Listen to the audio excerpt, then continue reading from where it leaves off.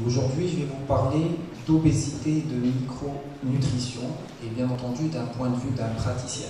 Donc on va être plus dans la pratique. Et donc je vais commencer par un constat sur l'obésité dans notre pays et pourquoi la micronutrition est vraiment la solution. Quelle est la définition de la micronutrition et quels sont ses champs d'application, parce que quand même, chaque fois que j'essaie de faire une conférence, j'essaie de convertir le maximum de gens à la micronutrition, parce que moi, quand j'ai été converti à la micronutrition, je me dis, qu'est-ce que je faisais avant dans ma pratique quotidienne? On a passé mon temps, durant mon cursus universitaire, à m'apprendre à calculer les calories, les protéines, les glucides, les lipides. Et finalement, un beau matin, je découvre la micronutrition, un peu grâce à mon ami Didier. Et je comprends que, parfois, quand notre intestin est malade, on a beau à calculer les calories, chacun de nous interprète l'assiette différemment. Et donc, finalement, cette approche micronutritionnelle a changé ma vue sur la médecine et le traitement de mes patients. Et puis, je vais m'attarder un tout petit peu sur l'obésité et la micronutrition. Alors, le constat marocain, il est très clair, et je pense que les amis maghrébins ne vont pas dire les choses différemment. L'obésité arrive à grands pas, et un Marocain sur 5 est obèse. Rien qu'entre 2000 et 2017, les taux d'obésité sont passés de 13,2 à 20%, ce qui fait une augmentation de 7 points. Et qu'au Maroc, selon une étude qui a été faite par le cabinet McKinsey, l'obésité pèserait 24 milliards de dirhams, soit 3% du PIB, et ce qui est 50% de plus que le budget du ministère de la Santé. Rien que pour le diabète, ça nous coûte 11 milliards de dirhams.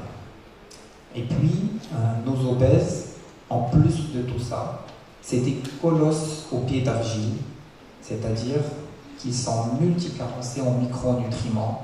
C'est une obésité à double charge, et les carences en micronutriments coûteraient à eux seuls 5% du PIB. Donc, est-ce que ce ne sont pas des signes pour dire clairement que la micronutrition est vraiment la clé? Parce qu'aujourd'hui, en traitant les patients au cas par cas, en corrigeant tous les problèmes micronutritionnels qui sont autour de ce patient, on arrive vraiment à des résultats extraordinaires. Donc aujourd'hui, il faut focaliser sur cet élément non calorique de l'aliment qui est le micronutriment. Et donc, c'est quoi les micronutriments? Très rapidement, ce sont qui jouent un rôle fondamental dans le bon fonctionnement de l'ensemble des métabolismes. Et donc, je parle de là des minéraux, des vitamines, des oligo-éléments, des acides gras, mais aussi des flavonoïdes, acides aminés, probiotiques, etc. Surtout les derniers, les probiotiques. On sait que dans cette prise en charge micronutritionnelle, la flore et le microbiote a vraiment pris une très très grande place dans ces éléments. Et donc, le postulat de la micronutrition est que chacun de nous est un être unique. Et donc, chacun de nous a son état de santé, son histoire, et chacun de nous doit avoir son assiette spécifique. C'est normal, et donc on doit plutôt adapter l'alimentation à un individu et à son profil, et non le contraire. Ça, c'est un point qui est très très important. Donc, ça ne sert à rien de calculer les calories en fonction de l'âge, l'activité physique, etc. Donc, on ne prend pas en considération ce volet micronutritionnel. Donc, aujourd'hui, je vais vous parler d'obésité, mais quand même, j'aimerais vous inciter, à ceux qui ne sont pas encore initiés à la micronutrition, à y aller. Pourquoi? Parce que les domaines d'action sont extraordinaires. Dans tout ce qui est troubles digestifs, on fait des choses incroyables, et notamment sur le syndrome de côlon irritable, le confort digestif, au niveau des allergies, des dermatites atopiques, les intolérances, les problèmes de perméabilité intestinale. En termes d'obésité, on n'en parle même pas, puisque moi j'ai bien vu des patients chez moi dans mon cabinet qui perdent entre 20 et 30 kilos, et on voit une réduction de la charge thérapeutique terrible, jusqu'à réduire de moitié le traitement de diabète, le traitement d'hypertension artérielle, puisque chaque 10 kilos perdus, c'est 2 points de tension. Et en termes d'hypertension, plutôt de diabète, c'est extraordinaire. J'ai même une patiente qui a perdu 40 kilos et on a enlevé toute la médication orale. Tout. Elle était sous antidiabétique oraux et insulinothérapie le soir et a une hémoglobine glyquée à 10. Et en donnant un bon régime micronutritionnel, notamment en se basant sur le profil insulino-résistant, on est arrivé à réduire progressivement la charge thérapeutique jusqu'au néant. Aujourd'hui, elle a 5,5 d'hémoglobine glyquée sans aucun médicament. Bien entendu, il y a eu doucement sur l'année une perte qui a atteint les 40 kilos. C'est pas rien, mais finalement, un nutritionniste va de soi avec un endocrinologue, avec un cardiologue dans la prise en charge pluridisciplinaire du patient. Donc la micronutrition trouve aussi beaucoup d'applications dans tout ce qui est troubles d'humeur, de sommeil, du comportement alimentaire, le sevrage tabagique. Ça c'est un autre sujet, mais j'ai donné une super conférence sur l'alimentation et le sevrage tabagique, ça on l'oublie. On va souvent penser aux patchs, aux substitutions, et on oublie le volet nutritionnel, et que ces patients finalement prennent du poids post-sevrage. Tu as l'anxiété du sevrage, tu as la molécule chimique du tabac, et il y a une bonne indication aussi. On peut lutter contre le vieillissement et les maladies dégénératives, puisque la ménutrition, la micronutrition, est un mode de vie sain. C'est une approche de santé, en gros. Et puis, il y a aussi une partie sport qui est intéressante. Et tout à l'heure, à la pause café, on était en train de parler de carrément le microbiote du sportif qui était différent. Et puis, les préventions des maladies cardiovasculaires métaboliques et la prévention de l'ostéoporose. Donc voilà, un champ d'application incroyable. Donc une bibliographie très riche. On travaille de plus en plus sur ça. Donc, l'obésité à la micronutrition, on va passer à un volet plus pratique, plus simple. On va faire des petits questionnaires, une petite anamnèse toute simple qui va nous permettre de définir des profils micronutritionnels. Et à partir de ces profils micronutritionnels, on peut sortir par des conseils hygiéno-diététiques et surtout, quelle complémentation alimentaire qui va nous permettre d'arriver au bon résultat. Donc, le profil que j'aime le plus, c'est celui-là parce que tout le monde s'y retrouve. C'est pas la peine de prendre en photo, vous m'envoyez un mail et je vous enverrai toute la présentation. Hein? Donc, on a tendance à se replier sur soi-même, on a besoin d'excitants le matin, thé, café pour se réveiller, pour démarrer la journée, des troubles de sommeil, d'endormissement, de réveil nocturne. On se sent irritable, impatient, on part au quart de tour, on fait toujours des régimes et on fait des yo-yo et on craque pour le cycle. Je vois beaucoup de sourires dans la salle, donc il y en a certains qui se retrouvent. Et les envies sucrées. Les patientes qui prennent les petites viennoiseries en fin d'après-midi, les barres de chocolat, qui vont même voler les goûters de leurs enfants. N'est-ce pas? Donc, on peut aller un tout petit peu plus loin que ça. Et là, c'est un questionnaire que j'ai emprunté au livre En bonne santé grâce à la micronutrition. Donc vous avez la chance d'avoir son auteur parmi nous, donc moi je vous conseille de l'harceler de questions. Et donc ça a un questionnaire qui nous permet d'évaluer la fonction cerveau qui est l'un des grands axes de la micronutrition. Et donc finalement on va coter de 0 à 2 différentes questions dans ce questionnaire, sauf la question 19 et 20, on va compter que par stock et le cerveau en redemande. Et je passe ma journée à grignoter. Donc un réel trouble de comportement alimentaire qui pousse au grignotage, aux compulsions sucrées ou à la boulimie. Donc il faut faire attention avec ça. Alors la prévention, et bien attention, la constipation chronique, certaines prises médicamenteuses et notamment les contraceptiques, trop de régimes qui tuent le régime, et notamment les régimes très restrictifs, les régimes hyperprotéinés, les régimes à très basse calories. Donc il faut faire attention à ça. Et puis, quels sont les bons réflexes? Et bien, c'est tout simple, c'est faire comme les Anglais citent. Et puis, toujours penser à prendre des collations en fin d'après-midi pour relancer la synthèse de la sérotonine. C'est très important. Et puis, il ne faut pas enlever le côté plaisir. Moi, je ne l'enlève jamais à mes patients, ce petit carré de chocolat noir de plaisir en fin de repas. Donc toujours garder ce petit plaisir, parce que quand même la vie c'est le plaisir, il ne faut pas se priver. Et puis on peut bien entendu prendre une complémentation en tryptophane, généralement quand c'est du classique c'est 1000 mg par jour à 17h et à 22h. Et si elle est de synthèse naturelle, si elle est naturelle, on peut prendre beaucoup moins, juste 220 à 440 mg par jour, toujours à 17h et à 22h. Au moment où il faut que je relance ma sérotonine. Ne pas oublier la vitamine B6 et le magnésium, 1 ou 2 mg par jour de B6 et jusqu'à 300 mg de magnésium, qui sont des cofacteurs les plus importants de fabrication de la sérotonine. Donc finalement, déficit en fer, même si on a du tryptophane, ça ne marche pas. Donc c'est tout, la micronutrition. Hein. C'est comme un marabout qui a une marmite et qui a plein d'ingrédients. Eh bien, il faut qu'il choisisse les bons ingrédients pour que la machinerie tourne très bien. Aussi simple que ça. Donc, le second profil duquel je vais parler, eh ben, c'est le profil à l'insuline. Et donc là, c'est ces fameux gens qui sont minces et qui ont du bide, hein, qui ont de la graisse viscérale, qui prennent du poids au niveau de la ceinture abdominale, qui ont des diabétiques, qui sont pré-diabète, qui prennent du poids rapidement à l'arrêt du sport, qui sont sédentaires, et puis qui ont une alimentation quand même assez riche, sucrée, salée, etc.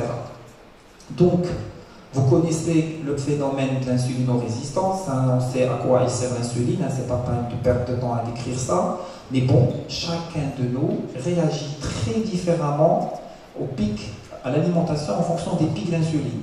C'est ça la différence. Et donc, ce phénomène d'insulinorésistance crée une inflammation du tissu adipeux. Et donc, moi, je dis toujours à mes patients, je me méfie plus des minces qui ont du bide que des gens qui sont bien portants. Parce que cette graisse viscérale, elle est très dangereuse, elle prédispose aux maladies métaboliques et parfois, il vaut mieux s'armer d'un mètre ruban que d'une balance. Aussi simplement que ça. Donc, les bons réflexes, je ne vais pas vous les dire, hein, c'est bien choisir ses glucides, donc sucre rapide, sucre raffiné, hein, tout ce qui donne des pics d'insuline qui sont stockeuses, hein, de matière grasse. Et puis je le dis toujours, hein, le petit bonheur, le petit plaisir, notre carré de chocolat noir, il faut le prendre au milieu du repas pour le noyer dans l'alimentation. Moi je le dis toujours à mes patients, ouais, c'est l'anniversaire de mon fils, c'est l'anniversaire de... Ben oui, on ne va pas les priver. Et ben il faut faire le gâteau d'anniversaire en dessert. On va déjeuner, on va prendre une part de gâteau d'anniversaire dans le dessert, comme ça on limite les dégâts. Donc ça c'est valable chaque fois qu'on a envie de faire des écarts sucrés. Bien sûr, bien choisir ses glucides, choisir ceux qui ne font pas de pic d'insuline pour ne pas provoquer les chutes brutales d'insuline, parce que finalement c'est comme l'histoire de la sérotonine. Le sucre rappelle le sucre. Ben, quand je fais des pics d'insuline et après j'ai une chute brutale de la glycémie, et ça me crée là des hypoglycémies qui peuvent me donner des fatigues, des maux de tête et une augmentation de l'appétit.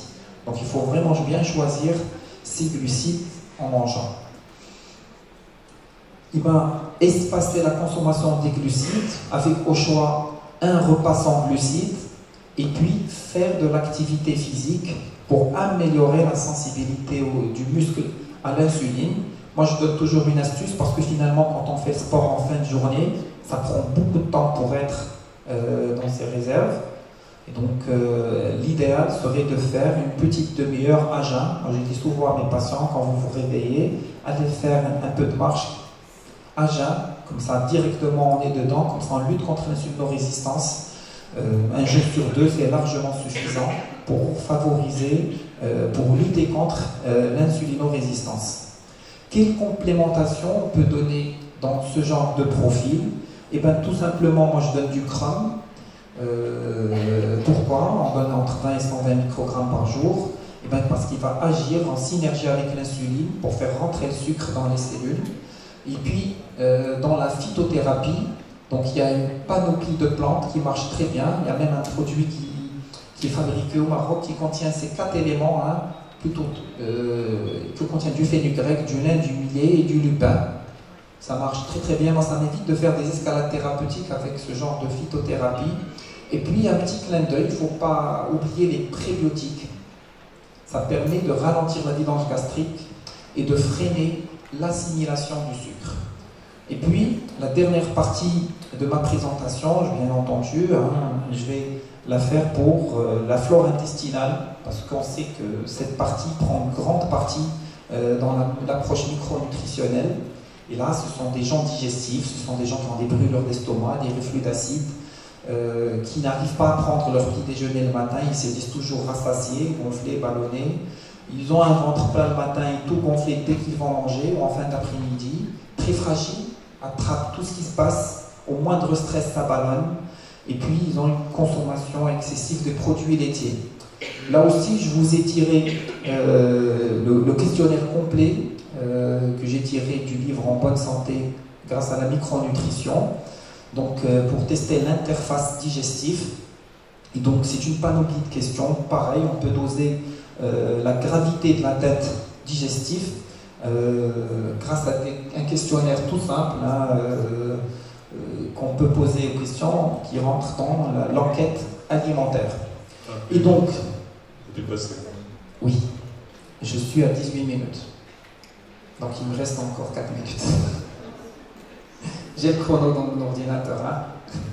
Donc la dysbiose, on la connaît tous, plusieurs facteurs, le stress, la malbouffe, le mode d'accouchement, la vaccination, etc. Les conséquences, on les connaît tous, donc de la colopathie fonctionnelle aux allergies chez les enfants, etc. Comment gérer tout ça? Eh ben, on sait qu'il y a l'obésité et le microbiote. On sait qu'il y a deux éléments qui rentrent en mire. C'est l'hyperperméabilité qui est due à l'inflammation et c'est la perte de satiété. Et là, c'est les GLP1 et les GLP2 qui sont plus sécrétés parce qu'on a des mauvaises bactéries, parce qu'on a une population microbienne. Et donc, ce qu'on peut dire à ces gens, c'est que votre état de microbiote ne prédispose pas à prendre du poids. On peut manger la même chose, il y en a qui grossissent et d'autres non. Et puis, l'inflammation surtout, qui va favoriser l'obésité et ses complications. La solution, elle est très simple, c'est l'équilibre de la flore intestinale. Il y a des bons réflexes, comme manger lentement, comme mastiquer longtemps.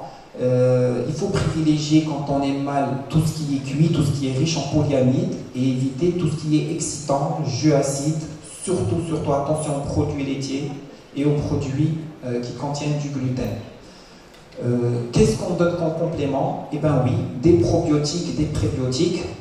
C'est très important de penser que ça prend du temps pour que ça guérisse. 15 jours de fast-food suffisent à détruire une flore. Ça prend 3 à 6 mois pour la rétablir. Donc ce n'est pas des trucs qui viennent en 2, 3.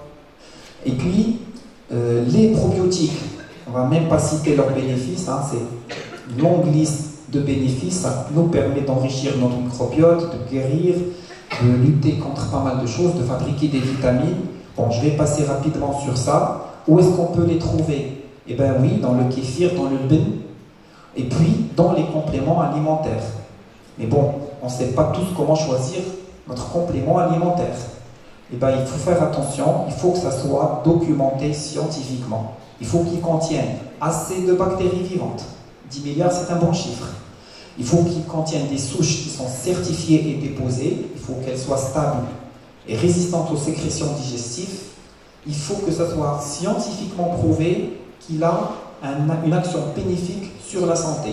Et aujourd'hui, on est dans plutôt des probiotiques globaux, puis on est en cible. On sait que chaque chose sert pour une pathologie différente. La diarrhée, c'est ceci, l'hélicobacter pylori, c'est cela, les colopathies fonctionnelles, c'est celle-là. Donc aujourd'hui, on va plus par cibler quelle souche pour quelle pathologie. Et donc, à côté des probiotiques, il y a les prébiotiques. C'est quoi les prébiotiques? Eh bien, c'est tout simplement la nourriture de nos bonnes bactéries. Où est-ce qu'on trouve ça? Eh bien, dans plusieurs aliments, la banane, les asperges, l'ail, l'oignon, les poireaux, le pissenlit, l'asperge. Quelques légumes qu'on ne mange pas souvent, qu'on n'aime pas manger, comme les topinambours, les salsicilles, les frimafort, le tataxria. Puis la pomme de terre bouillie et refroidie. Tout ça sont des éléments où on trouve des prébiotiques dans notre alimentation naturellement. Et donc, le temps est peut-être révolu de dire comme disait Hippocrate, que ton aliment soit ta seule médecine, parce qu'aujourd'hui, notre assiette, elle ne satisfait plus nos besoins pour être en bonne santé malheureusement. D'où cette approche micronutritionnelle que moi je trouve plus qu'indispensable pour un meilleur état de santé. Et puis je vous invite, parce qu'aujourd'hui j'ai abordé que 2 axes de la micronutrition, l'axe cerveau et l'axe intestin, il reste 2 autres axes à aller découvrir, qui sont l'axe de la protection cellulaire et l'axe de la communication cellulaire. C'est à travers ces 4 axes qu'on arrive à rétablir sa santé. Et merci pour votre attention.